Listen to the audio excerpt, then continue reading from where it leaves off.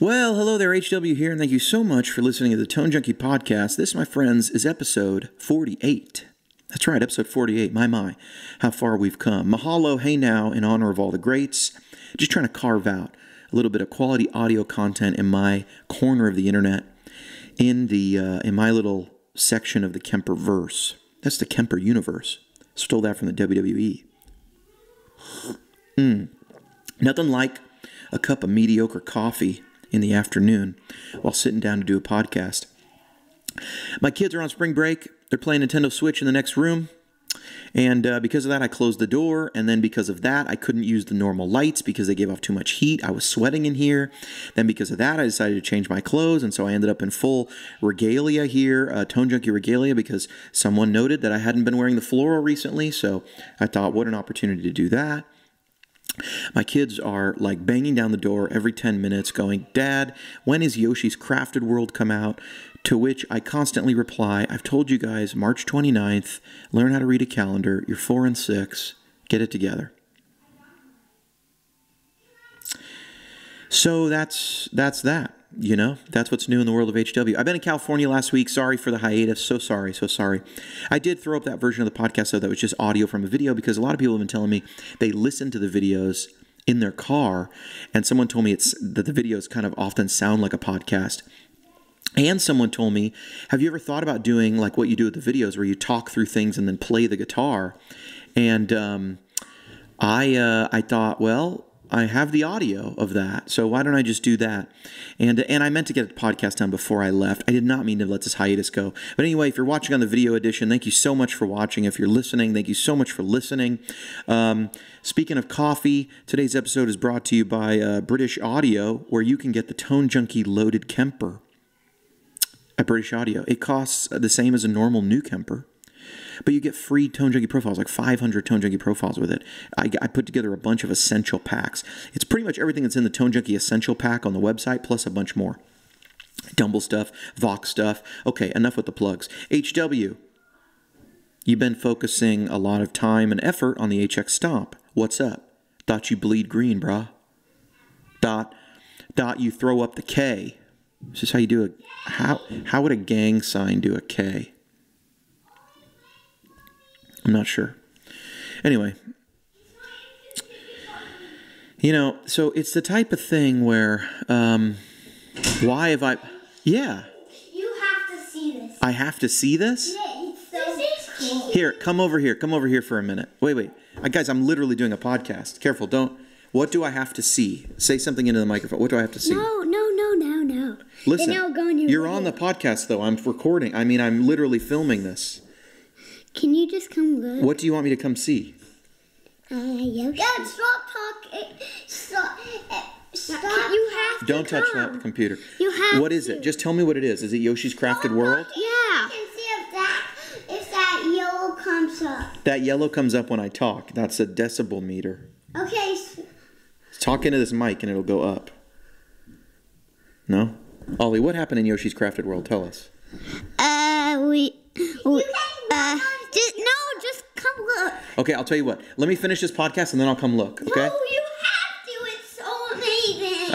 Okay. Hang on. I'm going to edit this out. All right, let's go. Let's go, guys. Let's go look at it. Go. No. Just go. Go.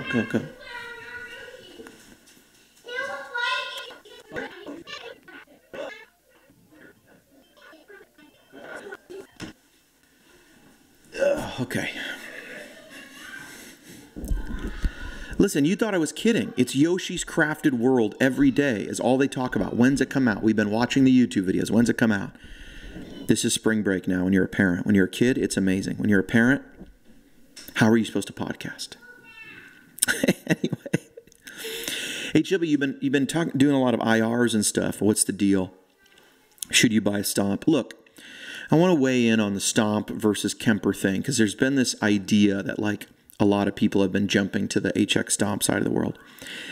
Look, I'm going to tell you my honest opinion. I'm going to do with the Sues. I want to have the Sues come in and do a real how he's using the Stomp, HX Stomp versus Kemper thing. Here's how I look at it. If you're a pedal board guy and you want to maintain your pedal board and you don't want to bring an amp, I think the Stomp is great for you, but I look at it like this. There's a lot of units out there that can get the job done. I still think the Kemper sounds the best on the market. I'm not just saying that.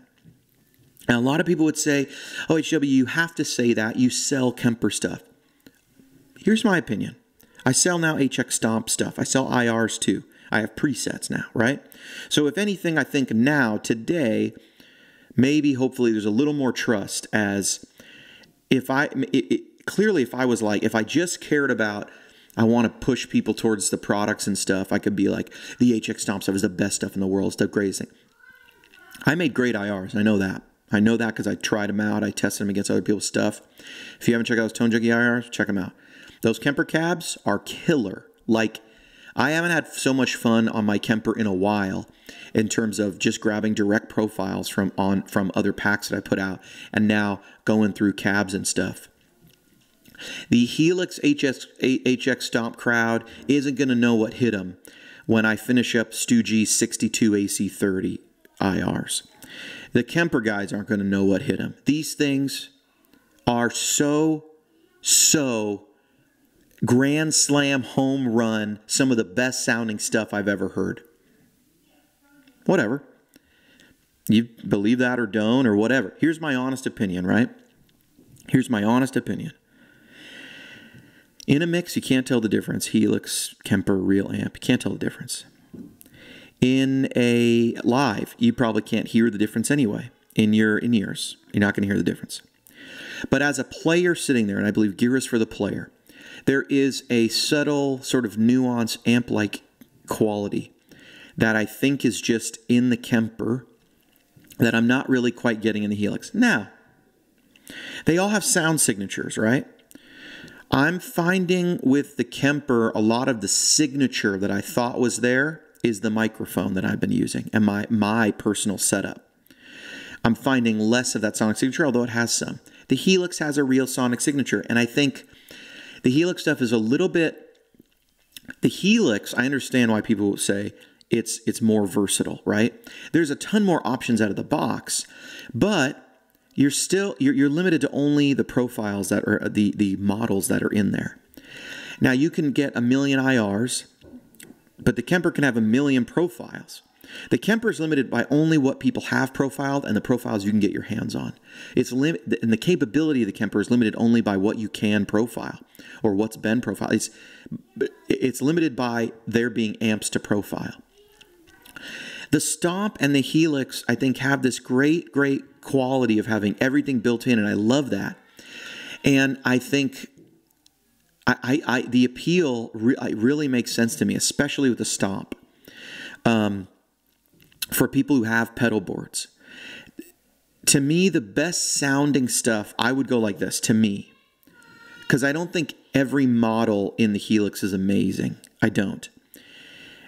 I shouldn't say that. The models are all pretty nice. But they're different. They appear to come from me. To me, it sounds like this. The difference in the models of the Helix is almost like it was created by different people. And they all sort of had a different reference point for how loud they should be and how stuff would work, blah, blah, blah. Whereas with other units, you might not get that. I don't know. Here's what I think, though. The Kemper is the best sounding thing out there to me. Pure amp tone. Turn off the effects. Turn it all off. My question, though, to everybody is really this. This is just being honest. It's one thing to say who has the best amp tone. Is it a profiled amp? Is it the great IR that I capture? Like, how can I get the most authentic matchless tone? Is it a profile of the Kemper, or is it the matchless model with an IR that I make of the matchless stuff? In my opinion, that goes to the Kemper, but here's a question that no one's asking. Is the amp tone really the most important thing? I would tell you that if I had an amp tone and I wanted to play surf music, and it's my amp tone, right? My vintage Fender and Strat amp tone is a 7 out of 10, but my spring reverb is like a 10 out of 10, nails that sound. I think you're better off than having it reversed, where the amp tone is a 10 out of 10, but the spring reverb is a 7 out of 10.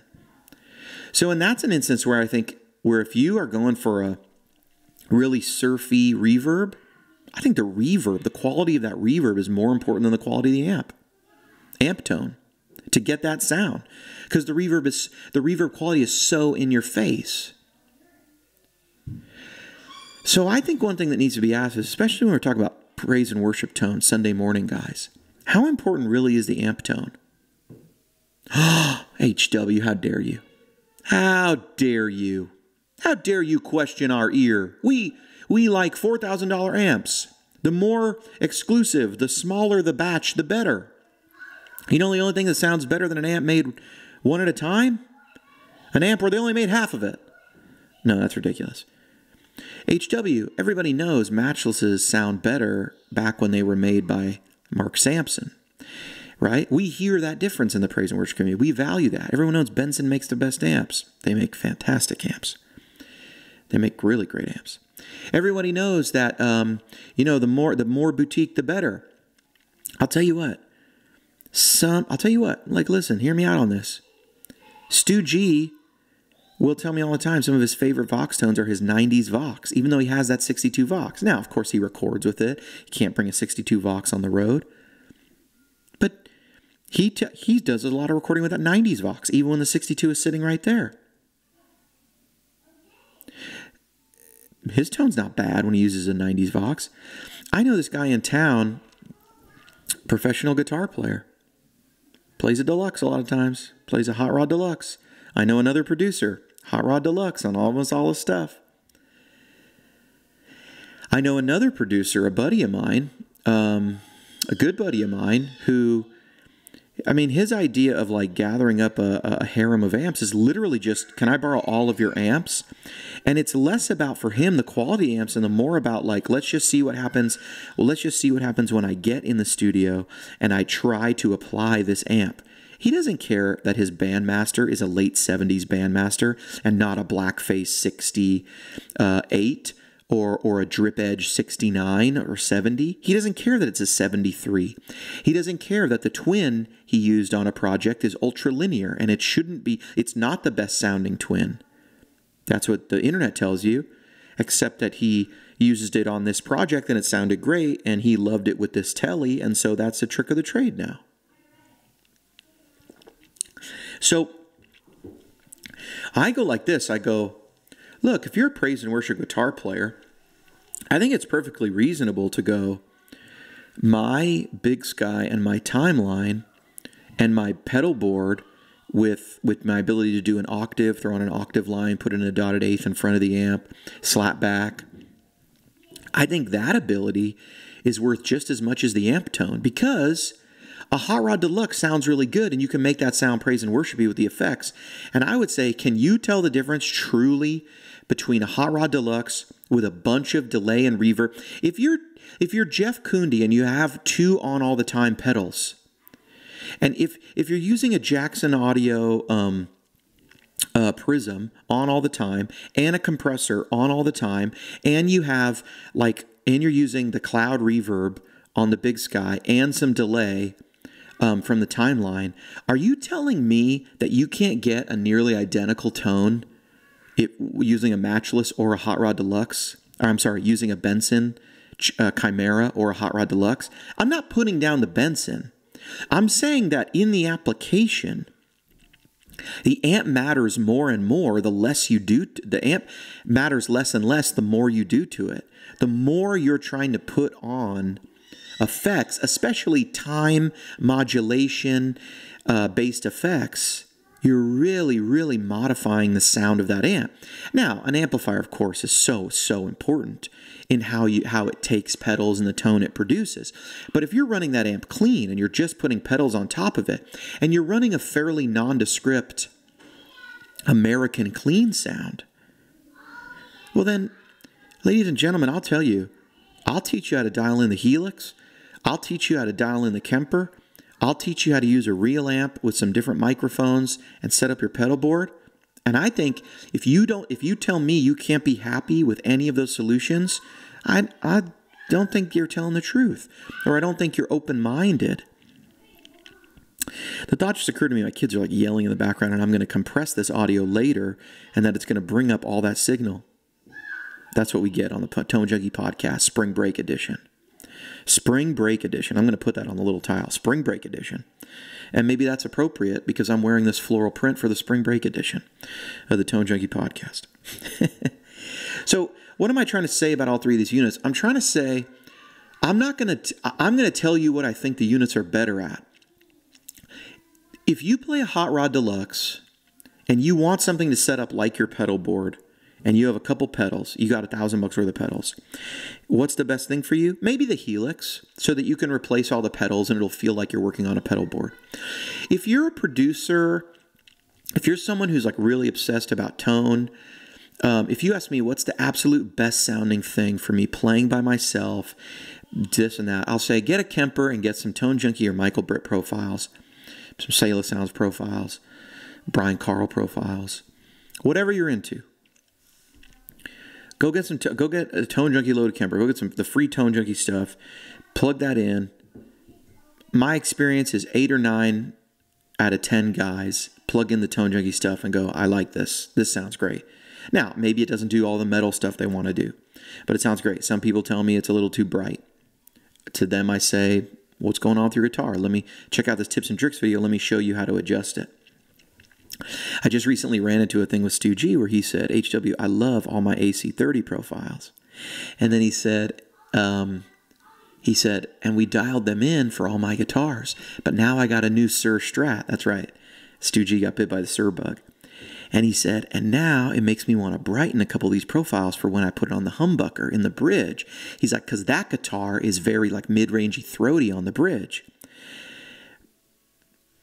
And of course, that's what happens. You get a different guitar, you need to set up gear differently. That's true of all gear. But I think this about the Stomp. Let me give you an analogy that I want to throw at you. I'm telling you that in my honest opinion, the very best matchless profile of a Kemper I think sounds better than the matchless mic'd up with an SM57. At best, I think it could sound identical to the matchless, but the Kemper has built-in effects, so I give it an edge because I can just carry the Kemper. That's me and what I'm optimizing for. I think that sounds better than what I'm hearing from the matchless Helix model in terms of there's only one matchless Helix model, and so we're limited there, but I could profile many different times the matchless amp. Now you might say, but HW, I can get a great tone out. And what about the matchless, the match IRs that you did? Yeah, that captures the sound of a matchless cab. But theoretically, if Line 6 did anything sonically impure to the Helix model in the matchless, well, then we have that always left over. You know, I know my other opinion is, though, it doesn't matter. It doesn't matter if Line 6 got it 100% right. It doesn't matter if my Kemper gets it 100% right. It doesn't matter if I set up my amplifier and the mic isn't 100% in the most optimal placement, or the channel at the board isn't the most optimal. What matters is that that entire chain is coming together and getting me the sound I really like. And honestly, it's all so together. It's all so there. I can't say one's better than the other anymore. I really can't. My preference, I'm going to tell you, I'll play the Kemper till I die. It's the freaking best piece of gear I ever bought, and it's freaking amazing to me.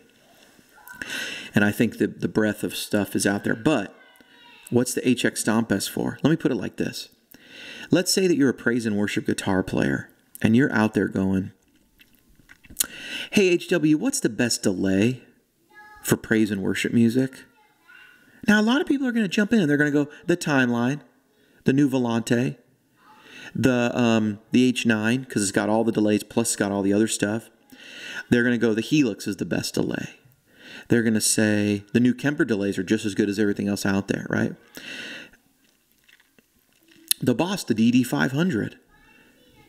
Then James Duke is going to get on Instagram and say it's the Boss, a DD5, right? Or DD3, I don't know, DD6, DD whatever, right? And that's going to be a little tongue-in-cheek.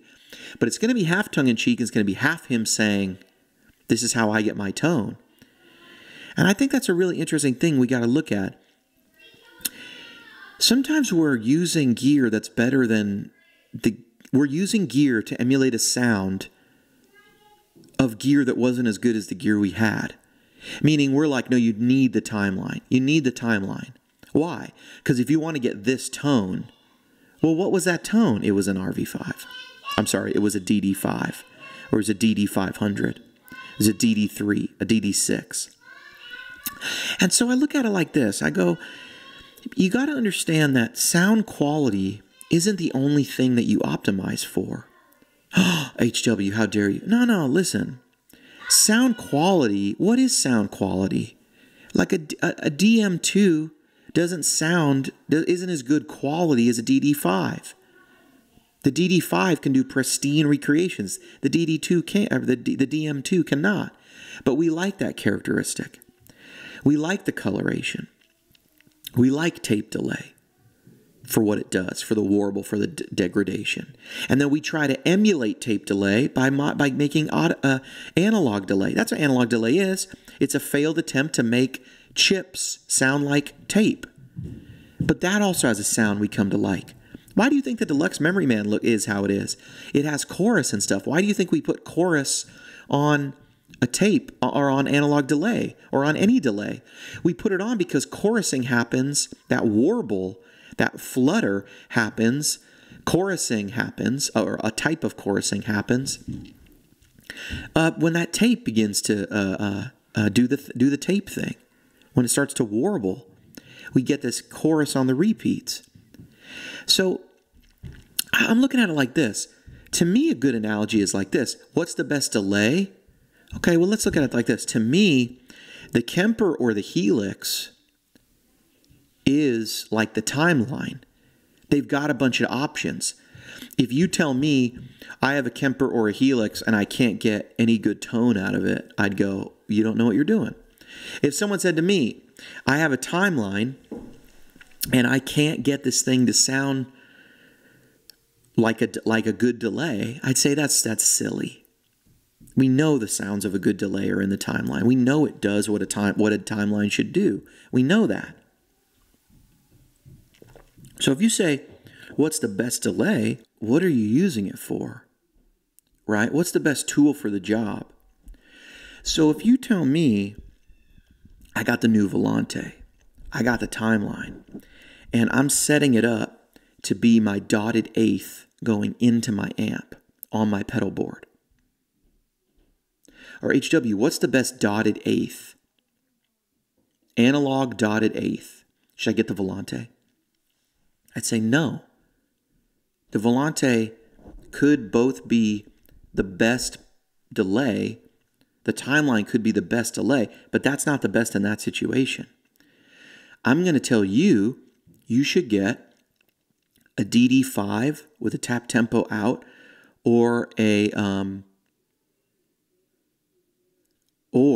DD6 that you can hold it down and tap it in.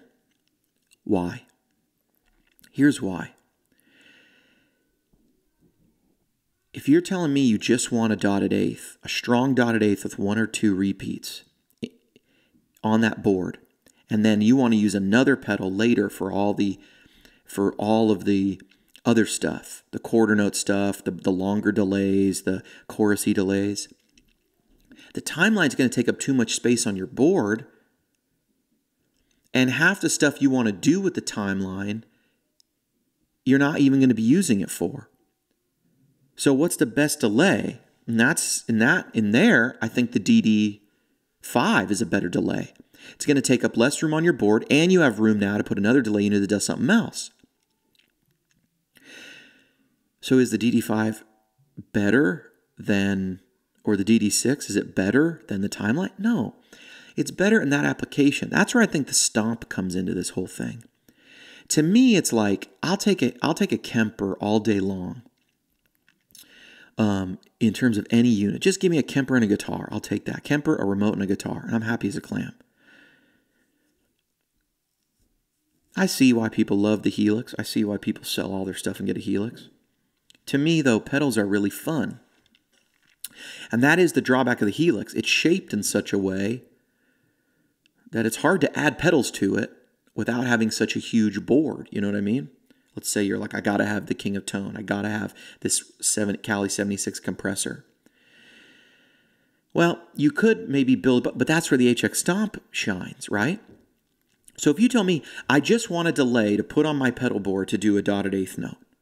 Well, the best delay for that might be the DD5 because it's not going to take up a ton of space. It's going to deliver. It does the dotted eighth with one repeat in front of an amp as good as anything else. You're not going to be able to tell me somehow the timeline dotted eighth is better than that. It's not. It's like the same. That's such a simple thing that we ask of a delay pedal. If they don't do that, we don't even consider it a useful delay pedal, right? It would be like Joyo puts out delays that can do that. So it's even at the bottom of the barrel price range, that functionality is there. That's like the minimum functionality we need. So when I look at the Stomp, people say, what's better?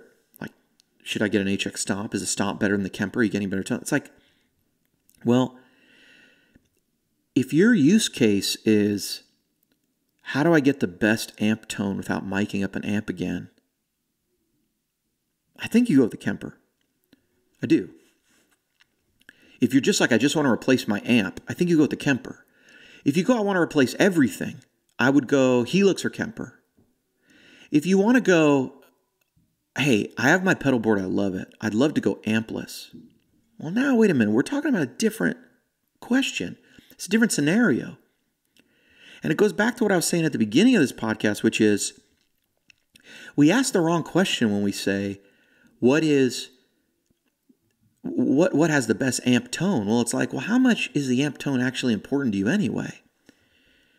Or is amp being ampless, not carrying another unit, having just one pedal board? Is that most important? Because you got to fly somewhere. Is it the most important that setup is quick? Is it the most important that you can plug in quickly and that everything's self-contained on your board and that it feels like your board? Well, then I say the HX Stomp to me kind of becomes like the DD5 in that scenario. Is the DD5 better than the timeline? I wouldn't say that. But I would say for this application, it's the best choice. If you're someone who has a pedal board and you feel at home on that pedal board because you have an always-on Jackson Prism and you have an always-on compressor, and you're one of those guys, right? And then you have a couple drives you turn on and off, and you always set the amp clean, and you always put your timeline and Big Sky and stuff in front of your amp, or even behind it. We can talk about that, the options there. And you like to go, sometimes you wish you could go stereo, but you want an ampless solution so that everything's on your pedal board. And so that you can play at home with your $3,000 matchless, but then when you go play out, it's still, you know how to get your sounds. If that's you, you're not looking for a timeline, you're looking for a DD5. And to me, that's the same thing that's true here.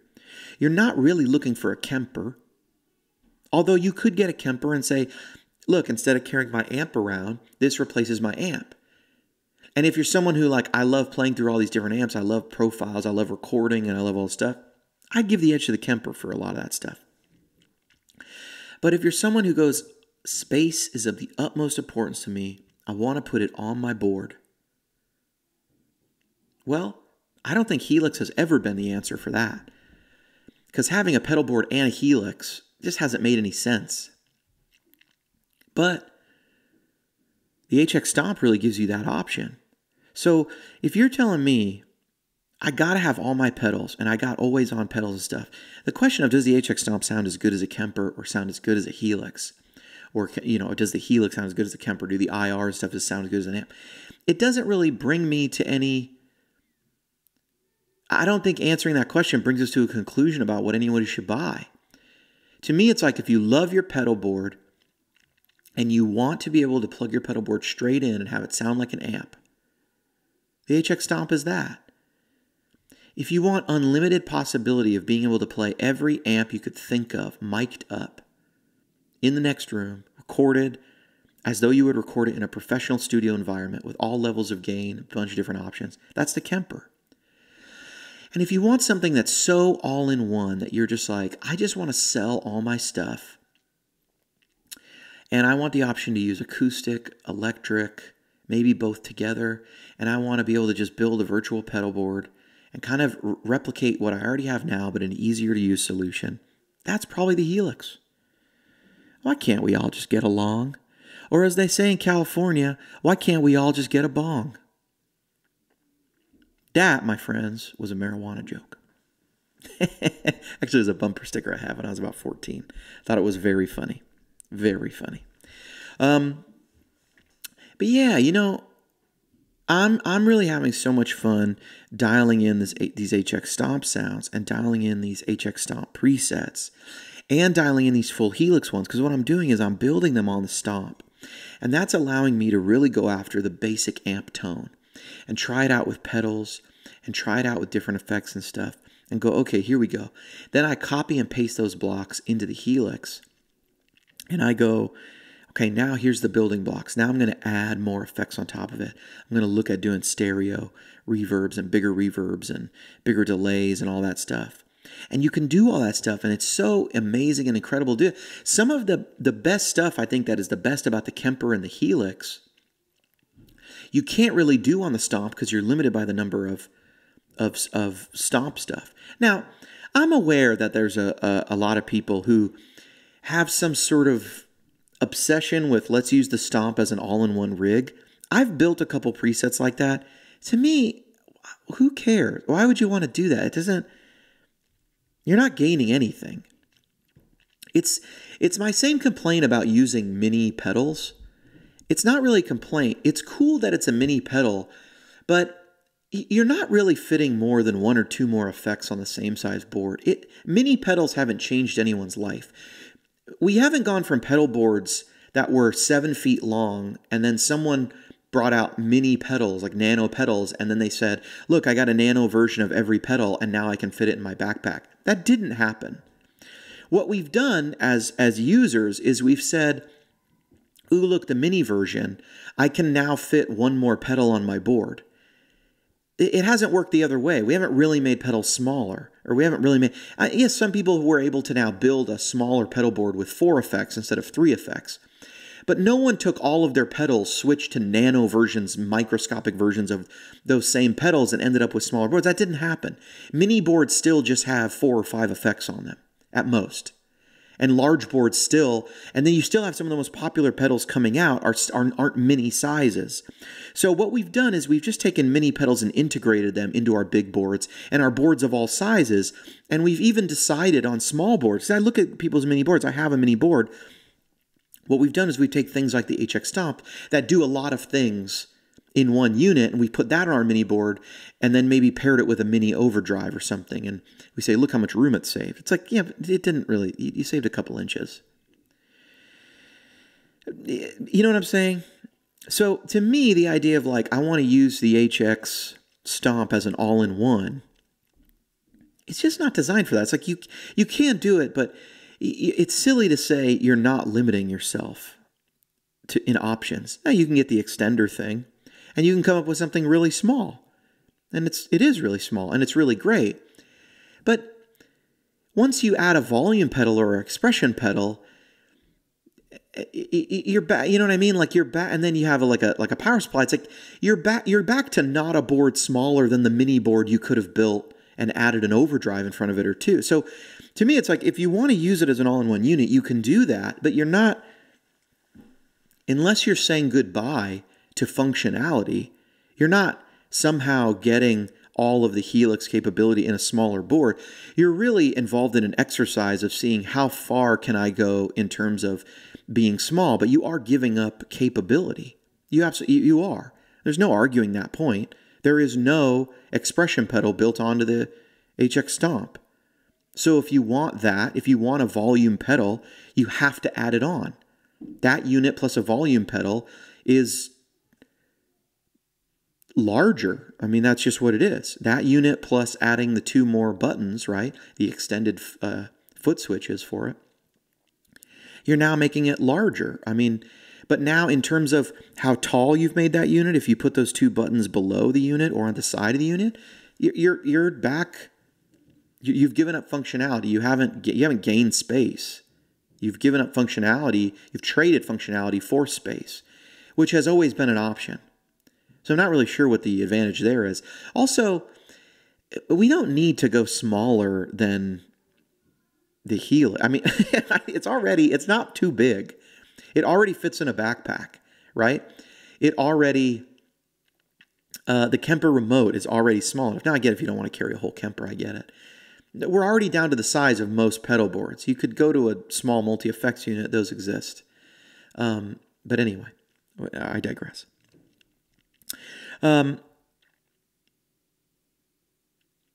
It's a beautiful time to be a guitar player. Really a beautiful time to be a guitar player.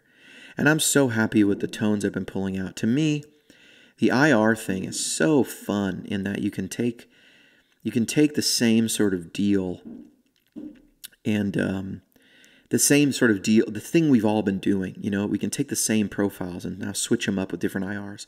We can take the same models in the Helix or HX and switch them up with different types of IRs. But I think it's a really addicting thing to do. I think if you're, just to recap, I think if you're the person who wants to play their pedals, the HX Stomp might be the best unit on the market for you. And that's why I got on the HX Stomp stuff and made some things. With that said, and I look at this. I'll tell you from a business perspective and from a business perspective and from just a tone perspective and being part of the community,